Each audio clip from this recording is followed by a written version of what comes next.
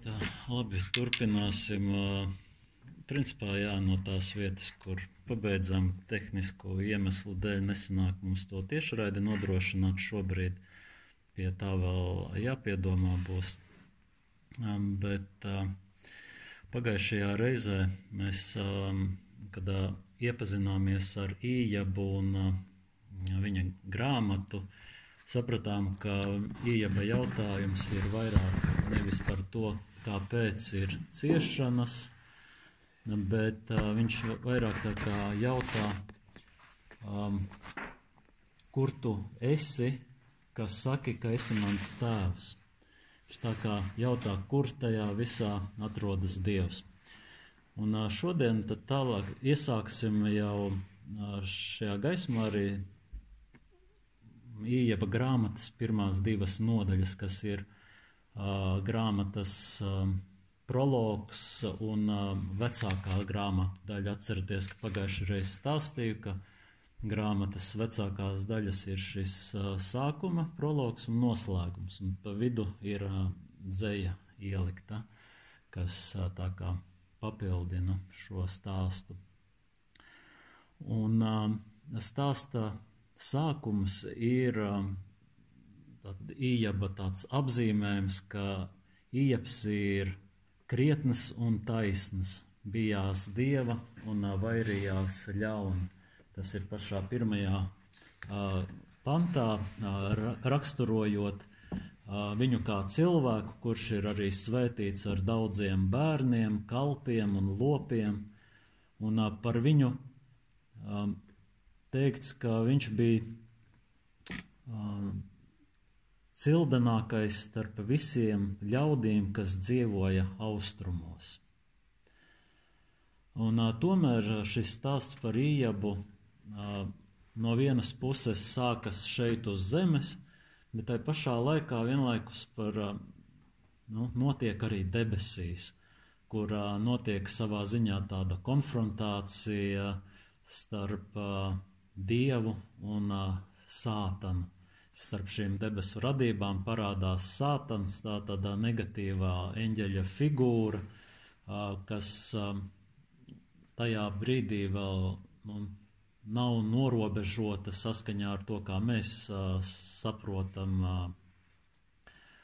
viņa izpausmi. Un viņš ir tas, kurš mēģina radīt šaubas Dievam par Ījaba ticību. Un pirmās nodaļas 10. 11. pantā notiek šīs dialogs, un Sātans prasa, un vai tu pats arī neesi gan ap viņu, gan ap viņa namu, gan ap visu, kas tam pieder, uzcēlis aizsargu žogu. Tu esi viņa roku pūliņu svētījis, bet izstiep savu roku, pieskaries visam tam, kas viņam pieder. Tiešām atklāti viņš no tevis atsacīsies. Tas tāds kārdinājums, laikam tāds Sātana uzdevums kārdināt.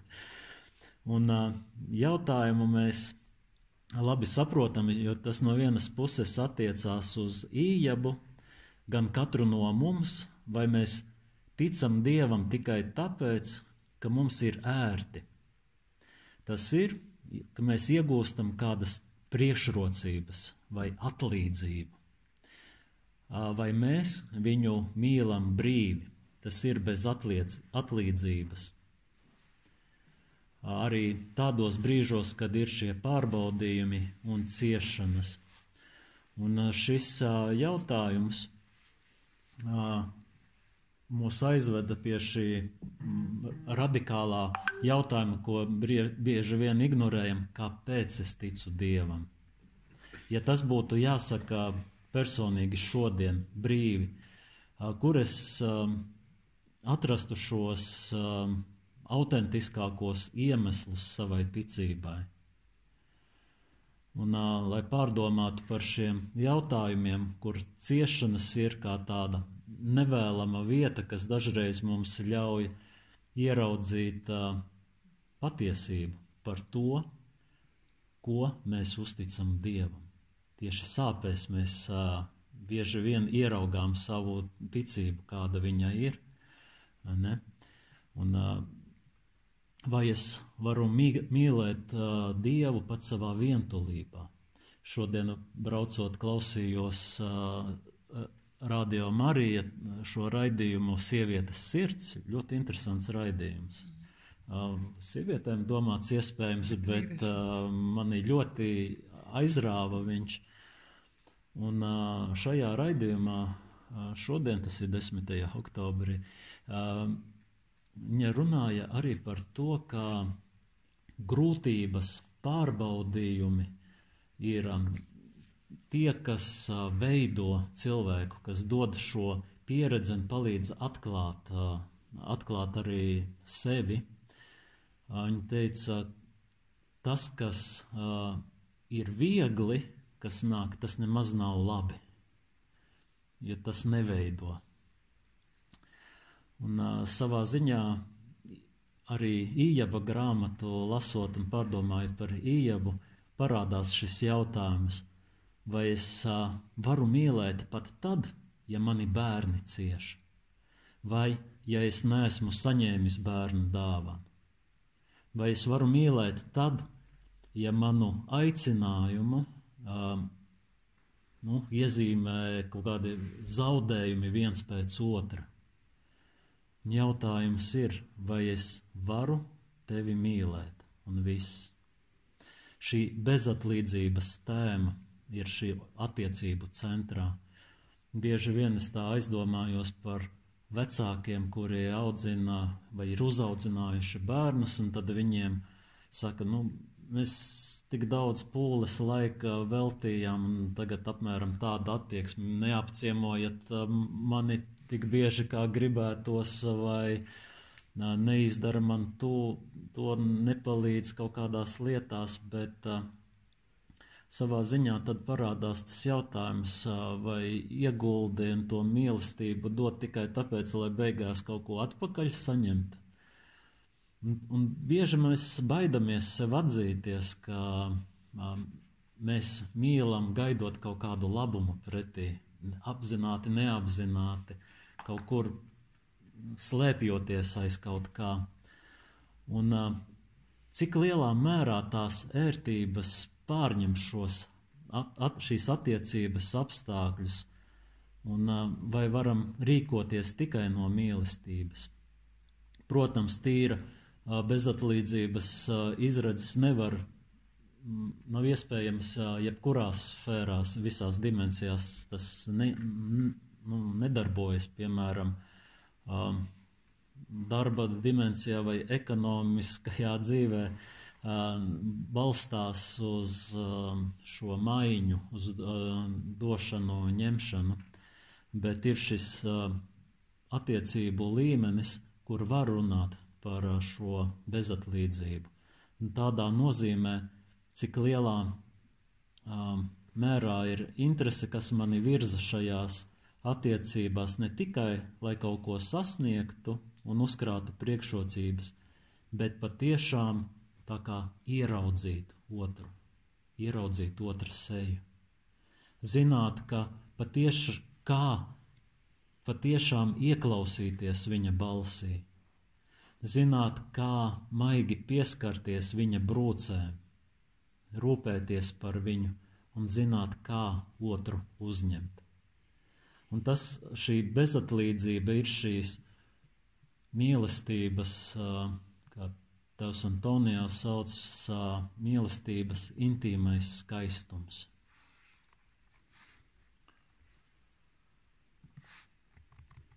Tad atgriežoties pie stāsta šajā šķietamā ikdienišķībā, kādu teksts mums runā par šo debesu konfrontāciju starp Dievu un Sātanu, nevar arī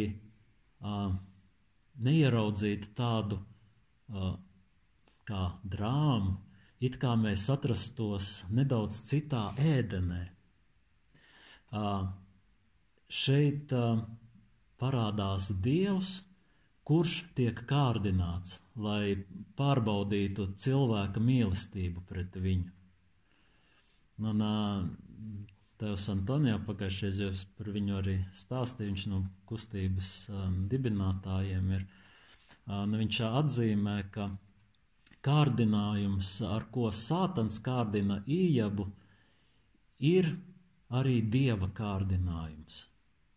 Un tas vēlāk attieksies arī tieši uz cilvēka dēlu. Un patiesībā kārdinājums, kas vienmēr attiecas uz cilvēku, pat ja tas ir citā formā nekā radīšanas grāmatā, kur Ādams un Ieva bija kārdināti vēlēties visu, ņemt zināšanas par labo un ļauno, liekot aizdomāties, ka Dievs varētu būt greizsirdīgs, ka neļauj viņiem ēst šos vienlīdzības pēdiņās augļus ar viņu. Un šeit arī parādās Ījabs, kad viņš tiek kārdināts ar to, ka viņš var zaudēt visu. Un piedzīvo šo vispilnīgāko izmisumu. Tajā pašā brīdī Dievs tiek turēts aizdomās par tādu vienaldzību, kurš ietur distanci no tā visa. Un tāpēc šīs grāmatas drāma parādās tādā augstā tonī, it kā Dievam jautātu, vai tu tiešām esi pārliecināts, ka cilvēks ir tavs dēls un mīl tevi par to, kas tu esi. Tajā pašā laikā cilvēkam jautāt, vai tiešām esi pārliecināts, ka Dievs ir tavs tēvs un mīl tevi par to, ka tu esi. Abiem diviem tiek uzdoti šie jautājumi. Un šī debesīs notiekošā aina, kurā Ījabs ir iesaistīts šajā Dieva un Sātana tādā konfrontācijā, izraisa nevienu interesi, bet tai pašā laikā rada tādu neizpratni, jo tas skar pārdomas par mūsu eksistenci un mūsu ticību, kas ir ne tikai šajā zemē, jo tas ietver arī šo debesu dimensiju. Un par to šādā veidā mums tiek atgādināts stāsts par šo brīvu radīšanu.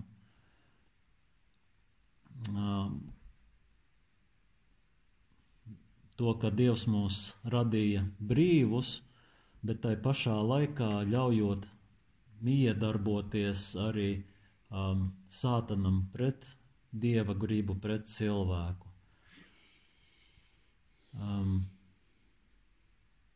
Un saskaroties ar šo ietekmi, atkal mums ir jautājums par to, vai mēs apzināmies šo garīgo cīņu, kas ir daļa no mūsu dzīves, un kuru bieži vien nenovērtējam, šo apzināšanos, jo tā ir atkarīga mūsu rīcība, kā mēs rūpējamies par tām žēlastībām, ko saņemam. Tā ir atkarīga pieredze, lai mēs varētu sevi aizstāvēt un palikt trīsvienības tuvumā, trīsvienības iekļautiem. Tādēļ mēs nevaram, principā, atļauties attālināties no lūkšanas. Tas nozīmētu, ka uzticības trūkuma Tēva sirdī. Mēs nevaram atļauties attālināties no vārda un sakramentiem, kas būtu šīs tuvības trūkums ar Dēla sirdi. Nevaram atļauties attālināties no baznīcas, kas būtu sadraudzības trūkums Svētajā garā. Un tātad pēc šīs provokācijas, ko Sātans, kura laikā Sātanam tiek dota liela brīvība, lai rīkotos pret Ījabu, kamēr viņš var darīt Ījabam jebko līdz brīdim, lai viņš tikai paliek dzīvs. Ne? Un principā šīs derības, kas notiek debesīs, tajās ir iesaistīts Ījabs, taisnīgs cilvēks, kuram netiek nekas pašam prasīts. realitāte ir daudz dziļāka. Un tā ir saistīta ar cilvēka šo noslēpumaino aicinājumu. Cilvēks, kurš ir aicināts atklāt savā miesā nezināmu Dieva sejas aspektu. Tātad atklāt kādu no Dieva šķautnēm vai Dieva aspektiem, kas iepriekš nebija redzams. Un šeit Dievs izvēlas ticēt Ījabam, ka viņa ticība būs stiprāka par nelaimi, kas viņu piemeklēs, un ka no viņa sāpēm gaisma celsies pār visiem. Man liekas, šis ir ļoti tāds atslēgas moments, kas man pašu tā piesaista šajās pārdomās. Jo ir brīži cilvēces vēsturē, un cilvēciski pat nesaprotami, kāpēc, kurā tas ir pats Dievs, kurš cer uz cilvēku, kurš paļaujas uz kāda cilvēka ticību, kuram viņš piedēvē šīs sāpīgas, bet cēlas pestīšanas zīmes vērtību. Te jau mēs varam redzēt šo, kā iezīmējas,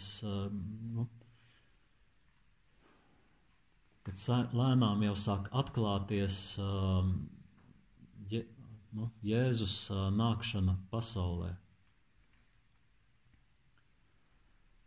Un tajā dienā, kad Ījabs zaudēs visu, kad viņš zaudē bērnus, lopus, mājas, visu sociālo stāvokli, no 13. līdz 18. nodaļai, pantam, 1. nodaļā, mēs varam arī to lasīt.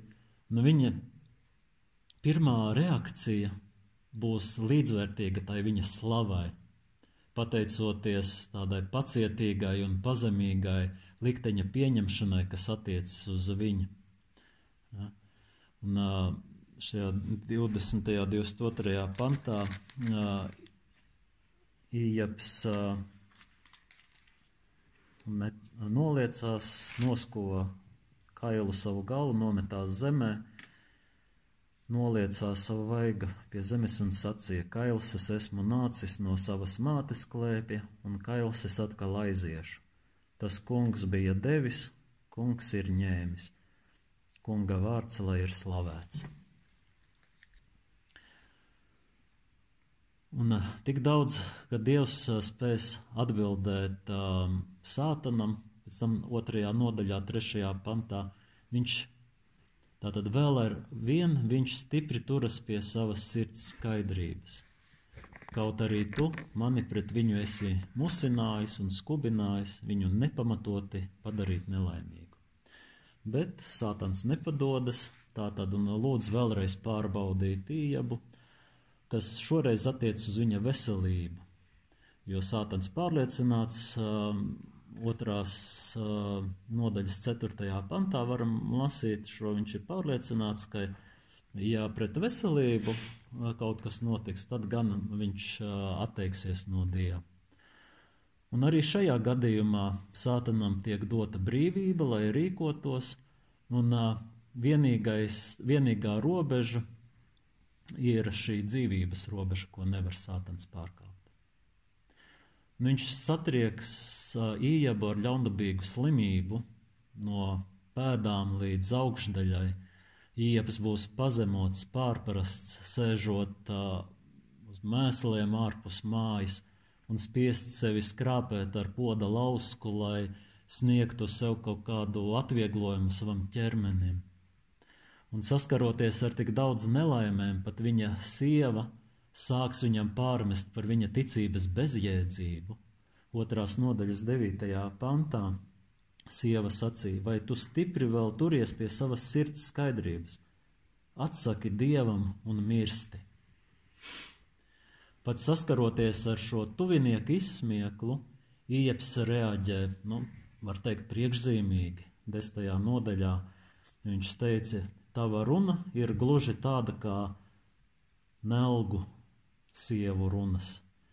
Ja mēs esam no Dieva labu saņēmuši, kā tad, lai mēs arī nesaņemam ļaunu? Ja?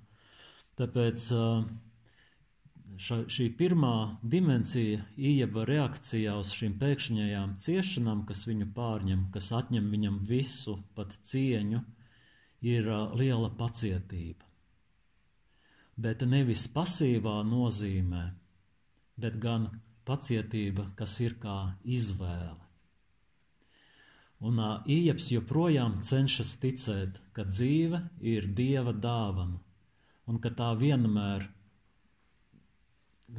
ir saņemta, kas nepienākas, pat ja tā ir pakļauta šai bagātībai, nabadzībai, panākumiem, neveiksmēm, priekiem, bēdām. Tāpēc šodienas ciešanas nevar likt mums aizmirst to vakardienas labo. Kailajai dzīvei, kas paliek Ījabam, vajadzētu arī atgādināt mums par kailās dzīves nozīmi, jo katram no mums, kas pieder, ir šī kailā dzīvība, un tā ir perspektīva, no kura mums daudz ko māca.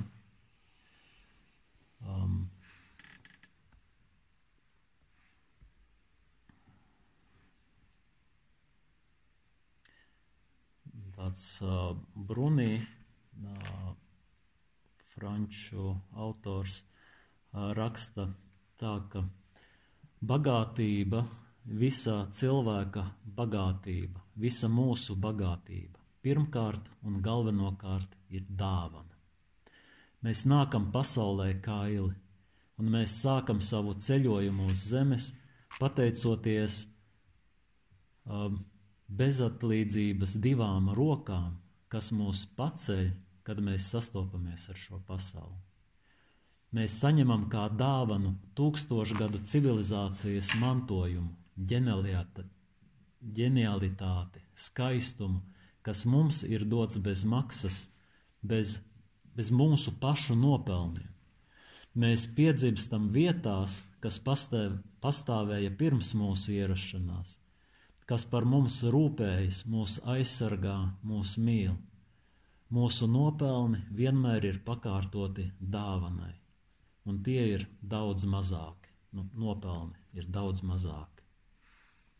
Un tieši tāpēc, kad dzīve ir pārpildīta ar bagātībām, kas mums nāk kā dāvana, liela uzmanība un liela labdarība būtu nepieciešama visām situācijām, kurās kāda cilvēka dzīvē tiek atņemts daudz, ja ne viss. It īpaši, ja tas notiek pēkšņi. Nabadzība, kāds ekonomiskais trūkums vai miers, cieņa, veselība, attiecību trūkums. Tas var rasties bez brīdinājuma, kāda cilvēka, ģimenes, vecāka gājuma cilvēka, jaunieša dzīvē vai konsekrētu cilvēku dzīvē. Un tas var mazināt šo cilvēka stāvokli līdz pat Ījaba stāvoklim. Tas ir līdz šiem neredzamajiem atkritumiem, kuriem neiesaka tuvoties, un ka viņš atrodas tādos uz gruvešu kaudzes. Un šajos apstākļos mēs varam kļūt par tādu kā tiesas objektu, par tādu, kur citi noraugās un notiesā, pat tie, kas mums ir vistuvāk, pat ģimenes locekļi var būt pirmie, kas pārmet ticības bezjēdzību. Šie paši cilvēki, kas ir aizņemti sniedzot padomus, tomēr neklausās ciešanās,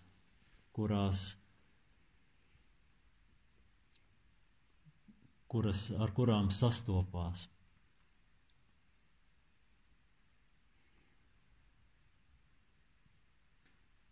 Un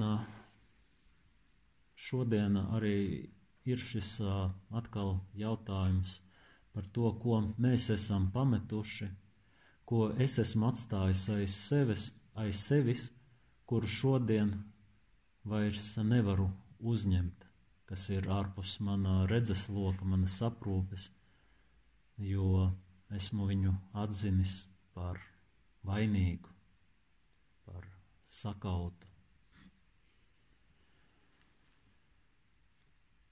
Jā, varbūt šovakar tad arī ar to mēs apstāsimies pie šī ievada jautājuma, pārdomām par savu ticību. Kāpēc es ticu un vai mana ticība nemeklē kaut kādu labumu no Dieva, vai ciešanās, pārbaudījumos es savu ticību arī spēju balstīt uzticībā Dievam. Un tad nākamajā reizē jau turpināsim vēl no Ījaba 2. nodaļas, no 11. 13. panta, ar jautājumu, vai sāpes runā. Tas būs brīdis, kad Ījabs satiksies jau ar saviem draugiem, kas pie viņa atnāks, lai viņu tā kā mierinātu šajās ciešanās. Un tad ar to sāksim nākamo reizi.